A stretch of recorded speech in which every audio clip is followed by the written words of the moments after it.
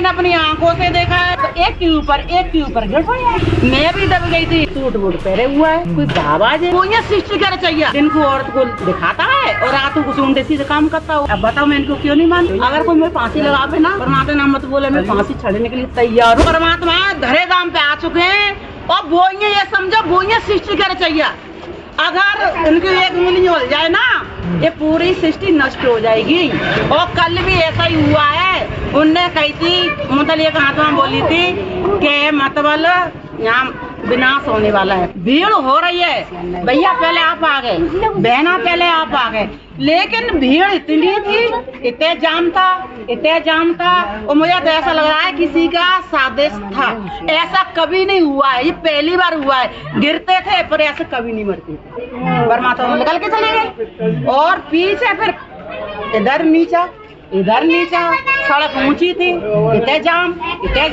जब निकले सामने का थे तो ऐसे निकले तो ऐसे बजे दौड़ करे नहीं हो, तो एक के ऊपर गिर पड़ी। आप गई थी कि सुनी? मैं गई थी, मैं सुनी नहीं, मैंने अपनी आंखों से देखा है। मैं भी दब गई थी। मैं भी एक वर्दीदार हूँ, मैंने भी बच्चे बहुत बचाए थे, लेकिन मैंने बचाए थे, बचाने के चक्कर में मैं भी किसी गई वहाँ पे।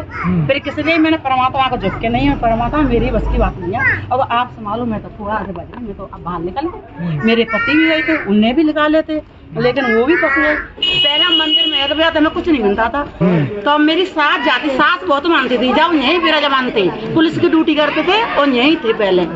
ठीक है, तो मेरी सास कहती कि बेटा गुड़िया माँ चली जाकर परमात्मा है। मैं कहती, अपनी सासू माता कहती तुम तो पागल हो गई हो, बाबा के चक्कर में पड़ गई हो, मेहनत करो पैसा आएगा, ऊपर वाला ये किए। मैं ये कहती थी। अब मेरा मन नहीं माना, मैं गई ना अजमाने। मैं कही मैं भी तो देख के आऊँ कैसा भोले बाबा है। जब कहते जय भोले बाबा, गई मैं माँ, गई तो मेरा मन नहीं लगा माँ। मैं कह रही ऐसा बाबा है, सूट बूट पहने हुआ है, कोई बाबा जी, ये सब डोम ही है। ये बहुत गंदे बेचारे मेरे मतलब थे कि रात दिन को औरत को दिखाता है और रातों को उल्टे सीधे काम करता हुआ, ये विचारते मेरे।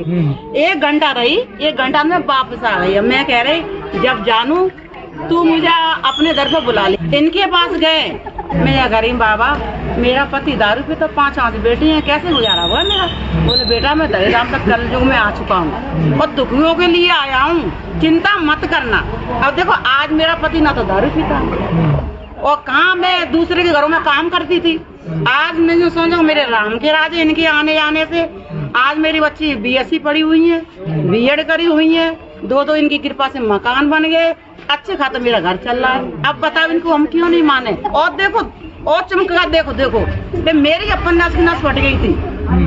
सब डॉक्टर ने कही कि ये नहीं बची, जहर फैलेगा पूरी बॉडी में। मैं डरती नहीं हूँ। परमात्मा के बारे में कोई कहे ना कि तुझे फांसी लग जाएगी मत बोले, तो भी मैं बोलूंगी इनके लिए, क्योंकि इनने मुझे सब कुछ दिया है।